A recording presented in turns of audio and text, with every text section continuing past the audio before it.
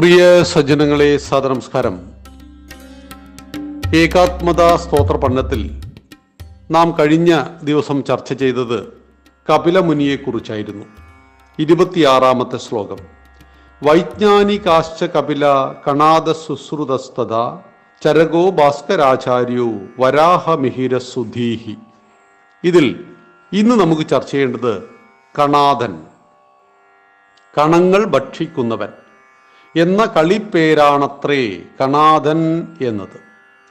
അണുസിദ്ധാന്തത്തോടുള്ള ഋഷിയുടെ പ്രതിപത്തിയാവാം ഈ വിളിപ്പേരിനു പിന്നിൽ.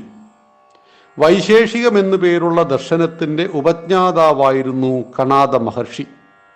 ദ്രവ്യത്തിൻ്റെ സ്വതന്ത്ര അസ്തിത്വവും പരമാണു സിദ്ധാന്തവും ഇദ്ദേഹമാണ് ആദ്യമായി പ്രതിപാദിച്ചത്. സോമശേഖര ശർമ്മയുടെ ശിഷ്യനായിരുന്നു. 4 മക്കളിൽ ഒരാളായിരുന്നു, ശിവഭക്തനായിരുന്നു എന്നെല്ലാമുള്ള വിവരങ്ങളെ അദ്ദേഹത്തിൻ്റെ ജീവിതത്തെപ്പറ്റി നമുക്കിന്ന് ലഭ്യമായത്. യഥോ അഭ്യുദയ നിശ്രേയസ സിദ്ധിം സധർമ്മ. ഈ ലോകത്തും പരലോകത്തും ഉയർച്ച ഉണ്ടാക്കുന്നതാണ് ധർമ്മം എന്ന കണാദന്റെ വ്യാഖ്യാനമാണ് ഇന്നും അംഗീകരിക്കപ്പെടുന്ന പ്രഥമ സൂത്രവാക്യം ധർമ്മത്തെക്കുറിച്ച്. ചാണക്യൻ തുടങ്ങിയവർ അദ്ദേഹത്തെ പരാമർശിക്കുന്നുണ്ട്.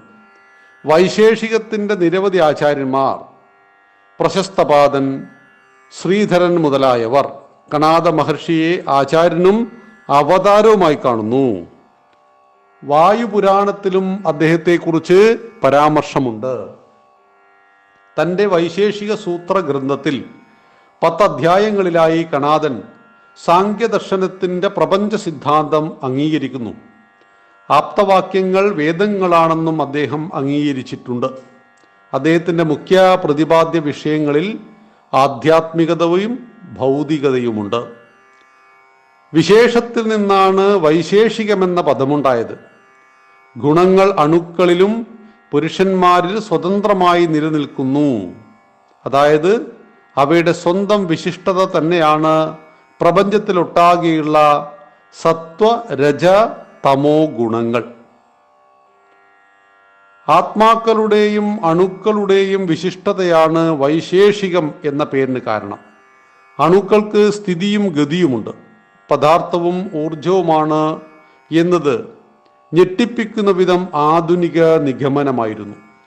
ദ്രവ്യം സ്വതന്ത്രമാണെന്നും നാശമില്ലാത്തതാണെന്നും ആധുനിക ശാസ്ത്രം അംഗീകരിക്കുന്ന കാര്യം തന്നെയാണ്. വസ്തുക്കളുടെ സ്വതന്ത്രവും വിശിഷ്ടവുമായ അസ്തിത്വത്തെ നിഷേധിക്കുന്ന പ്രപഞ്ചരചനയല്ല വൈശേഷികത്തിൻ്റെത്.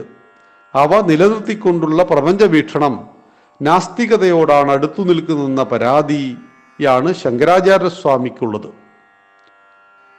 ഇന്ന് ലഭ്യമായ വൈശേഷിക സൂത്രങ്ങൾ 2300 വർഷം മുമ്പേ ഉള്ളതാണ് എന്ന് കണക്കാക്കപ്പെട്ടിരുന്നുവെങ്കിലും അതിനും മുമ്പ് തന്നെ വൈശേഷിക മതം വ്യാപകമായിരുന്നതിനാൽ കണാദന്റെ ജീവിതകാലം 2800 വർഷം മുമ്പാണെന്ന് ഏകദേശം കണക്കാക്കുന്നു.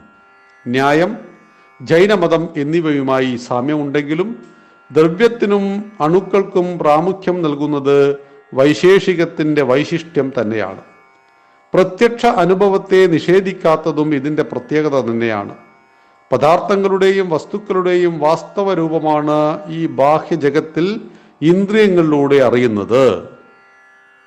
അവയുടെ സൂക്ഷ്മഘടകങ്ങൾ പരമാണുക്കളാണെങ്കിലും സംഘാതത്തിൻ്റെ വൈശിഷ്ട്യം വേറെ തന്നെയുണ്ട്. അതുമൂലമാണ് എത്ര പേർ കണ്ടാലും എത്ര നാൾ കണ്ടാലും അതേ വസ്തുവാണെന്ന് നാം തിരിച്ചറിയുന്നത്. വസ്തുവും വൈശിഷ്ട്യ ഗുണവും വേറെയല്ല. ഗുണം ദ്രവ്യത്തിലടങ്ങിയിരിക്കുന്നു. ഗുണമല്ല ദ്രവ്യത്തിനു കാരണം. ഗുണങ്ങൾക്കു പകരം അണുക്കളെ അടിസ്ഥാന ഘടകമായി കാണുന്നത് ഭൗതികശാസ്ത്ര പുരോഗതിയുടെ പാത തെളിയിക്കുന്ന ദർശനമാണെന്നും എളുപ്പം നമുക്ക് മനസ്സിലാക്കാം. അണുക്കൾ ദ്വയാണു, ത്രയാണു എന്നിങ്ങനെ ഒന്നിക്കുന്നു. വിവിധ തത്വങ്ങൾ ജലം, അഗ്നി, വായു എന്നിവ അവയുടെ പ്രതിപ്രവർത്തനം നടത്തി അവയുടെ ഘടനയെ മാറ്റുന്നു. ഉദാഹരണത്തിന്, പച്ച കളിമൺകുടം ചുട്ടാൽ അഗ്നി മൂലം പരമാണുക്കൾ മൂലരൂപത്തിൽ പോയി വീണ്ടും ചുട്ടകുടമായി ഒന്നിക്കുന്നു. പച്ച മൺകുടം ഇല്ലാതായെന്ന് സാരം. പഴം പഴുക്കുന്നതും അതുപോലെ തന്നെ. ഇതിന് പീലുപാക സിദ്ധാന്തം എന്ന് പേര്. വൈശേഷികത്തിലെ ഏറ്റവും ദുർബല കണ്ണിയാണ് ഇതെന്ന് വിശേഷിപ്പിക്കുന്നു. പരമാണു ഗോളാകാരത്തിലാണെന്ന് ഇന്ന് അംഗീകരിക്കപ്പെടുന്നുണ്ട്. അവ നിഷ്ക്രിയങ്ങളാണ്. ബാഹ്യപ്രേരണ മൂലമാണ് അവ ചലിക്കുന്നതും ദ്രവ്യമാകുന്നതും. ഇത് സംഭവിക്കുന്നത് അദൃശ്യ ശക്തികൾ മൂലമാണ്. നിത്യദ്രവ്യവും അനിത്യദ്രവ്യവുമുണ്ട്. നിത്യത്തിൻ്റേത് നിത്യഗുണങ്ങളും അനിത്യത്തിൻ്റേത് അനിത്യഗുണങ്ങളുമാണ്. മനസ്സും അണുസ്വഭാവമുള്ളതാണ്. അതിന് ദ്രവ്യത്തേക്കാൾ ഗതിയുണ്ട്. ഗതി അഥവാ കർമ്മം ദ്രവ്യത്തിൻ്റെ കൂടെ താൽക്കാലികമായിട്ടാണ് ചേരുന്നത്. അത് ദ്രവ്യത്തിൻ്റെ സ്ഥിര സ്വഭാവമല്ല. സംയോഗം മൂലം അനേകം ദ്രവ്യങ്ങൾ ചേർന്ന് ദ്രവ്യ സമൂഹം ഉണ്ടാവുമെങ്കിലും അതും ദ്രവ്യത്തിൻ്റെ നിത്യഗുണമല്ല. ധർമ്മം എന്നത് സ്വയം നിലകൊള്ളുന്ന സ്വതന്ത്ര അസ്തിത്വമുള്ള ശക്തിയും ഗുണവുമാണ്. അത് ഭൗതിക സുഖങ്ങൾ തരുന്നു, മോക്ഷത്തിനും മാർഗമൊരുക്കുന്നു. കാരണം ശരീരത്തിൽ നിന്നും വേർപെടുന്നതോടെ മോക്ഷമാകുന്നു. കണാദൻ ധർമാധർമ്മങ്ങൾക്ക് വേദങ്ങൾ അംഗീകരിക്കുന്നു. എന്നാൽ വേദങ്ങൾ ഈശ്വരീയമല്ല, ഋഷിയുടെ സൃഷ്ടിയാണെന്നും വൈശേഷിക മതം സൂചിപ്പിക്കുന്നു. സജ്ജനങ്ങളെ, കണാദ മുനിയുടെ സിദ്ധാന്തത്തെക്കുറിച്ച് സംസാരിച്ചപ്പോൾ ഇതിൻ്റെ ഭാഷ എല്ലാവർക്കും മനസ്സിലാകണമെന്നില്ല. ആധുനിക ശാസ്ത്രത്തെക്കുറിച്ച് മനസ്സിലാക്കിയവർക്ക് ഇത് എളുപ്പത്തിൽ മനസ്സിലാക്കുവാനും കഴിയും. കാരണം ഇതെല്ലാം സാങ്കേതികമായ പല പദപ്രയോഗങ്ങളുമാണ്.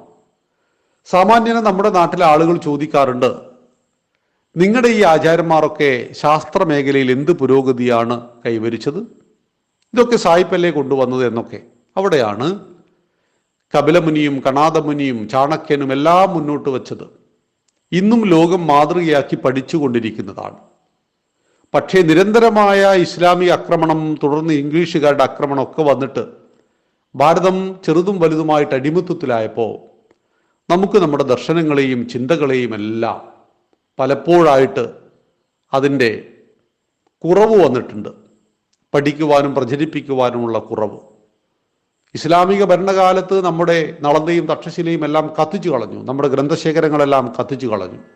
ക്ഷേത്രങ്ങളെല്ലാം തകർക്കപ്പെട്ടു. ഹിന്ദുക്കൾ ജീവിക്കാൻ തന്നെ പടപൊരുതുകയായിരുന്നു. അതുകൊണ്ടാണ് ഇത്രയും പഴക്കമുള്ള സംസ്കാരത്തിൻ്റെ ശേഷിപ്പുകൾ, അതിൻ്റെ പരിപൂർണമായ ആ ഒരു ഉജ്ജ്വല ഭാവത്തോടുകൂടി നമുക്ക് ലഭിക്കാതെ പോയത്. അവിടെയാണ് കണാദ മഹർഷിയൊക്കെ 2800 വർഷം മുമ്പ് മുന്നോട്ട് വച്ച സിദ്ധാന്തങ്ങൾ ഇന്നും ഭാരതത്തിലെ, ലോകത്തിലെ ആധുനിക ശാസ്ത്രം അംഗീകരിക്കുന്നുണ്ട് എന്നത് അത്ഭുതത്തോടുകൂടി മാത്രം നമുക്ക് നോക്കിക്കാണാം. ആ കണാദ മുനിയെ നാം നമസ്കരിക്കുന്നു. നന്ദി, നമസ്കാരം. വന്ദേ മാതരം.